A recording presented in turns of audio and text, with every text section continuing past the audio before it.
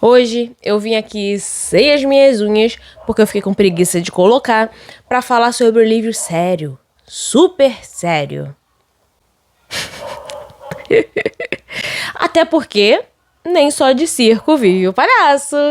E aí, Soli, e bem-vindos ao Não Li Nem Lerei. E hoje eu vou falar sobre esse livro aqui, Não São Férias, da autora Olivia Gallo, que facilmente se tornou o meu favorito do ano. E nem foi porque eu só fiz escolhas péssimas, porque esse ano foi só bomba atrás de bomba, incluindo um que eu vou trazer aqui, que eu comprei o volume 1 e o volume 2, e agora eu já sei que o volume 2 vai ser ruim. Mas eu li antes, o primeiro não li. Podia ter evitado. Se Não Li Nem Lerei não fosse Não Li Nem Lerei, eu teria evitado um gasto. Mas agora já foi. E vamos lá. Primeiramente, para você que quer saber ou não, mas já que está aqui, se você gosta de obras como esse, o nosso queridinho nacional, Dom Casmurro, que está dentro desta sacola e parece nunca ter sido lido, porque a minha versão da Martin Claret, que eu amorosamente peguei da minha mãe surrupiosamente, não tá aqui, eu não sei onde é que tá, e tá me irritando isso, porque é a minha versão favorita. Eu adoro essas obras ilustradas pelo cara que fez o Saint-Germain. E falando na Martin Claret, o segundo livro que parece muito com essa obra é o meu queridinho A Confissão de Lúcio, do Mário de Sá Carneiro. E eu vou falar pra vocês que eu gosto muito da Confissão de Lúcio justamente porque ela é uma história excelente e escrita por uma pessoa LGBT do século XX. Então, se vocês quiserem, eu posso falar um pouco mais sobre ela, porque ela é o meu top 1 de histórias favoritas. Mas aí você pergunta, o que essas duas histórias têm em comum com Não São Férias, da autora Olivia Gallo? Não São Férias também tem uma personagem principal não confiável. Dessa vez uma mulher. Gostou? Pra mim, esse é o ponto alto da obra, esse é o ponto-chave também da obra, porque você não sabe o que você tá vendo. Você não sabe se o que você tá vendo é objetivo, se o que tá vendo realmente aconteceu na realidade. Ela tem contradições sobre como ela vê o real. O que pra mim é bem divertido, porque você fica ali tentando pegar no pulo, né? E quem é ela? A mencionada, porém nunca nomeada. Catalina, nossa protagonista, ela inicia a trama indo viajar para o sul da Argentina, país de origem da autora, indo viajar para o sul da Argentina com seu namorado, com a intenção de talvez se instalar nas localidades para todo sempre. Por isso o nome Não São Férias. Esse é um spoiler que eu posso dar, assim, porque tá logo no começo. Por isso que eu falo que é sério, super sério. Porque a protagonista tá ali na intenção de ganhar o marido. Ainda que o namorado nunca tenha querido pedi-lo em casamento, né? A gente deixa esse em off. E já no comecinho, chegando na cidade, a imagem é super hostil. Tá de noite, não se vê um nada, só a imensa escuridão. E quando eles chegam na casa, que vai ser a casa que vai hospedar eles durante a narrativa, a única coisa que a protagonista vê é uma imensidão verde. Uma imensidão verde. E nisso, ela se assusta na hora de dormir com os sons da natureza, que são tão diferentes do som da cidade, e principalmente o silêncio também. Porque na cidade são barulhos de carros e tudo mais, mas no campo é uma coisa mais sutil, quase sobrenatural, pelo que ela diz da experiência. E no dia seguinte, esse desconforto perdura, ficando até mais intenso. A autora me revelou... Sim, gente, eu entrevistei a autora, depois eu vou falar mais sobre isso. A autora me revelou que ela se inspirou, de fato, em Midsommar, que é um terror diurno. Então, a narrativa tem esses elementos de desconforto, de estranhamento, terror mesmo, de uma natureza extremamente saturada e vívida durante o dia, em que não se há vida. Você vê aquela grama infinita, mas não tem borboletas, não tem abelhas, não tem animais. É uma cena linda, mas não é reconfortante. É inquietante, é infértil, é estranho. Esse estranhamento é, eu acho que, o sentimento principal. E uma coisa também que eu gosto muito de personagens não confiáveis é que você vê não a realidade objetiva, claro, mas você vê a realidade psicológica do personagem. E eu, como uma pessoa que passa muito tempo dentro da minha própria cabeça, eu me identifiquei muito com a personagem. E só nesse sentido, porque ela é meio esquisita, meio, como eu posso dizer, desquerida, vai. A própria autora disse isso também, tá? Que ela é estranha. E que quando ela tava revisando a história, ela ficava pensando, meu Deus, eu fiz a protagonista pra ser legal e a protagonista parece a vilã. Então, olha só, não sou eu que tô dizendo. Quer dizer, sou eu também. Essa sensação de estranhamento, ela é atribuída, principalmente pela autora, a uma questão do estrangeiro chegando num lugar desconhecido, né? Porque a protagonista, ela viveu em Buenos Aires a vida inteira, então ela não conhece nada daquilo. E também a própria natureza da narrativa, de ela estar num lugar sem rede de apoio, de uma certa vulnerabilidade e com aquele namorado que, ao longo da narrativa, ela vai revelando que ninguém gostava dele. E que ela mesma, às vezes, se perguntava se ele gostava dela. Tanto que no primeiro diálogo que eles têm, eles falam sobre o amor e a liberdade do amor. E de como que a protagonista não sente que o amor dela é tão livre. No sentido de que ela tá meio que presa àquele rapaz. E também, falando de amor, a gente entra na questão dos motivos ou motifs da obra, que são as pragas. Como eu disse, é uma natureza infértil. Ela só tem o verde, mas ela não tem elementos da fauna, principalmente. Isso vai se relacionar com a tragicidade da obra e vão ter elementos que são chamados de praga, principalmente da fauna, mas também tem o elemento principal, que é o leitmotiv, que para quem não é da área e não sabe o que é um leitmotiv, é um elemento, um objeto, nesse caso é uma flor, que ela aparece no decorrer da trama como um eixo central ali da narrativa.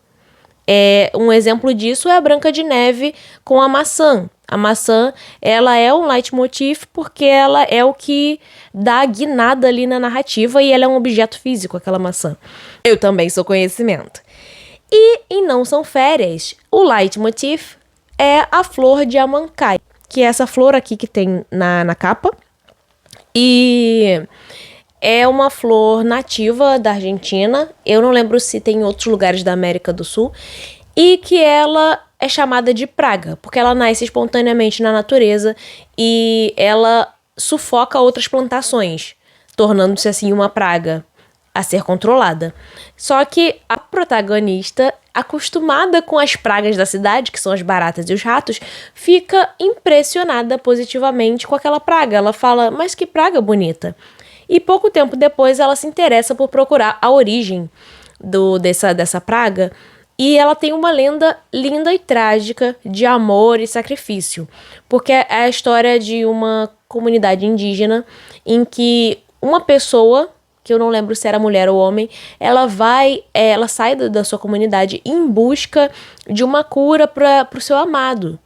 Sendo que ela tem que desbravar o mundo dos deuses, em uma das versões, ela tem que desbravar o mundo dos deuses. E um deus, que é uma águia, fica furioso com a intrusão dela.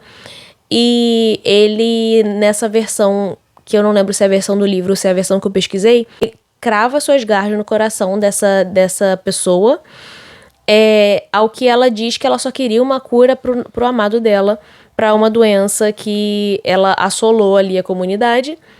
E com muita pena da situação e da história que essa pessoa conta, a águia leva até o mundo dos deuses para procurar uma cura pro que estava acontecendo.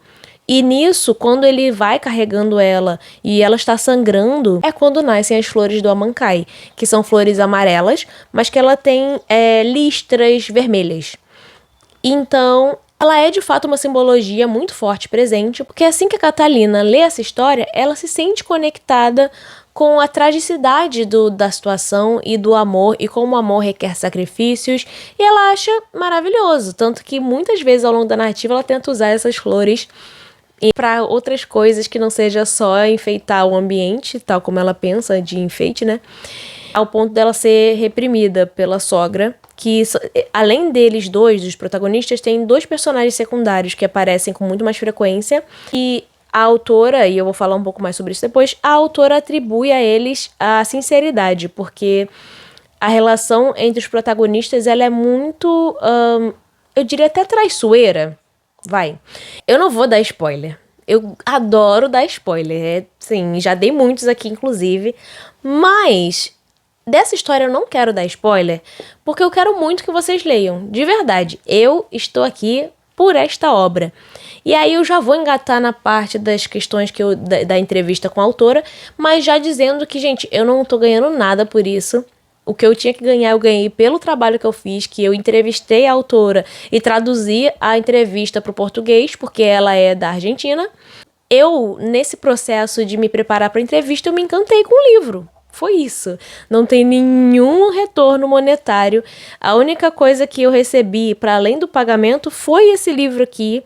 É a versão física desse livro, com o maravilhoso autógrafo da autora, que inclusive ela é muito fofa, ela ficou até com vergonha, falou assim, eu não sei dar autógrafo em português, e eu fiquei pensando, eu acho que nenhum autor dá autógrafo que não seja na sua língua de origem, mas eu na hora não pensei, eu só pensei depois, né, gente, é assim que funciona a mente do ansioso autista, a gente esquece as coisas e depois fica pensando na hora do banho, na hora de dormir, é isso.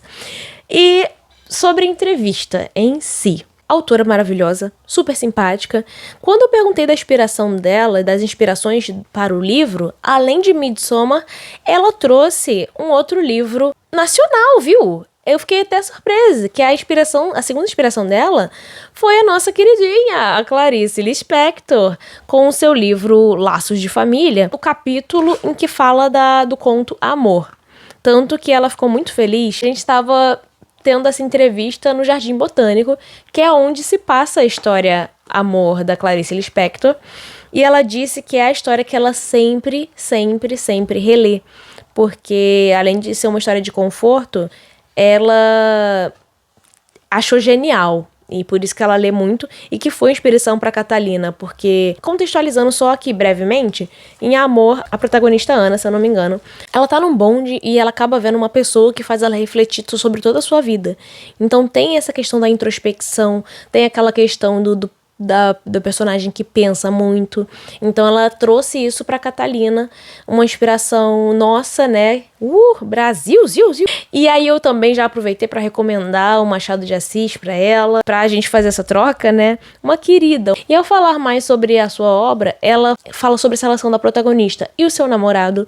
Ela diz que é uma relação sem verdade, no sentido de que eles mentem um para o outro, assim como eles mentem para os outros, né? Eles passam ali uma impressão que não condiz com a realidade. O protagonista confessa que ela é uma mentirosa, porque, dado a um evento traumático, que eu também não vou falar, ela passa a mentir não só sobre o evento traumático, mas sobre a vida dela, porque ela diz que ela gosta de se fantasiar sendo outra pessoa,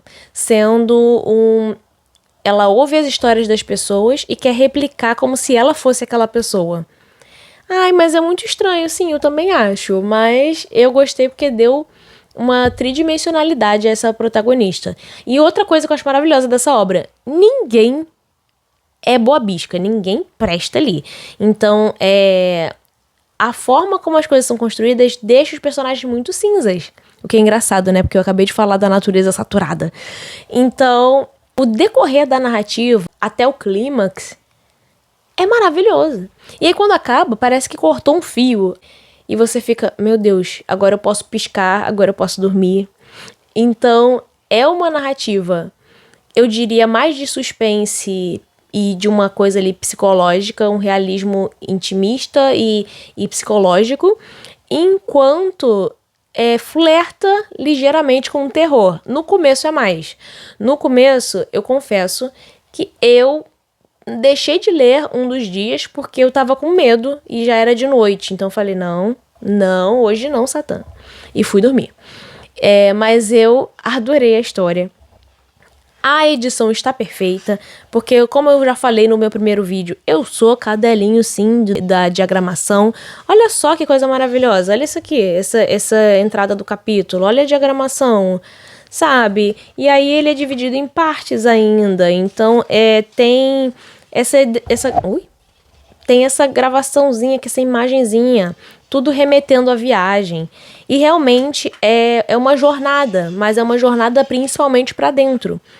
Então, por que eu tô falando isso? Por que eu tô querendo que vocês leiam, né? Eu incentivando a leitura. Primeiro porque é uma narrativa que foge ali dos romances famosinhos do TikTok, que às vezes faz bem parar de fazer o quadradinho e colocar a mão na cabeça.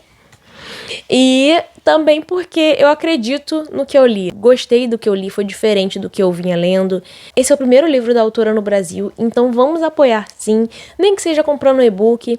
E aí, se você quiser, você pode vir aqui comentar depois. Olha, eu li e não gostei. Ou então, eu li e gostei. Até porque, o bom dessa história é que ela abre para múltiplas interpretações. Eu li de uma forma, minha amiga leu de outra forma, com diferentes enfoques. Porque o eixo narrativo, ele se centra basicamente na protagonista, só que ele tem diversos pontos ali a você focar e abordar. Seja o relacionamento dela com o namorado, o relacionamento dela com as outras personagens da obra, a relação dela com a natureza, a relação dela com ela mesma, a relação dela com o mundo que ela deixou pra trás. E, assim, a relação progressiva das emoções dela. Porque, apesar de progressivo, apesar de, progredir, ela decai. O que isso quer dizer? Eu diria que você vai descobrir lendo. Mas eu tenho piedade de vocês. É porque, assim, ao mesmo tempo em que ela descobre muitas coisas sobre si, isso vai tirando um pouco dela da euforia e da alegria de estar naquele lugar que desde o começo foi hostil. Proporcionalmente inverso a ela se acostumando com aquele ambiente. Então, quanto mais ela se acostuma, menos ela se sente bem. Então, é bem inquietante. É múltiplo de interpretações. E por isso que eu gostei muito. De verdade. Como eu disse, não estou recebendo nada pra isso. Então é isso, gente. Se você gostou, curte, compartilha com os amigos, até porque essa autora é gente como a gente. Ela teve seu livro licenciado no Brasil, mas ela também tem um empreguinho paralelo, porque autor não se sustenta sozinho. Então vamos ajudar uma querida autora, para que mais histórias dela venham para o Brasil, para que a gente tenha essa oportunidade de ler mais histórias maravilhosas. Curte, compartilha, comenta aqui se você tem interesse em ler, ou se você já leu, o que seria maravilhoso. Vamos trocar ideia. E é isso. Beijos!